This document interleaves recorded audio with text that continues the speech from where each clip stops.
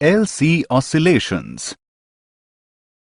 We assume that initially the capacitor C of the LC circuit carries a charge Q and the current I in the inductor is 0. At that time, the energy stored in the electric field of the capacitor is UE and the energy stored in the inductor UB is 0. The capacitor now begins to discharge through the inductor. The current begins to flow anti-clockwise. The charge on the capacitor decreases, but the energy in the magnetic field of the inductor increases. The energy is transferred from the capacitor to the inductor. The energy stored in the capacitor is transferred entirely to the magnetic field of the inductor. At this stage, there is maximum value of current in the inductor.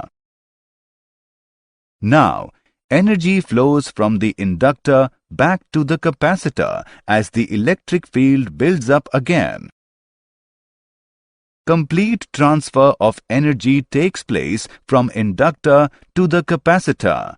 This situation is just like the initial situation except that the capacitor is charged oppositely.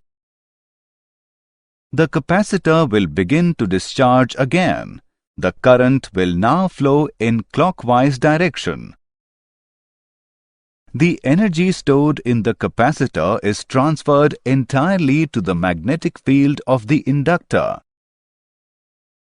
Energy now flows from the inductor back to the capacitor. The energy is continuously shuttled back and forth between the electric field in the capacitor and the magnetic field in the inductor. The process continues at a definite frequency V. If no resistance is present in LC circuit, then the LC oscillations will continue indefinitely.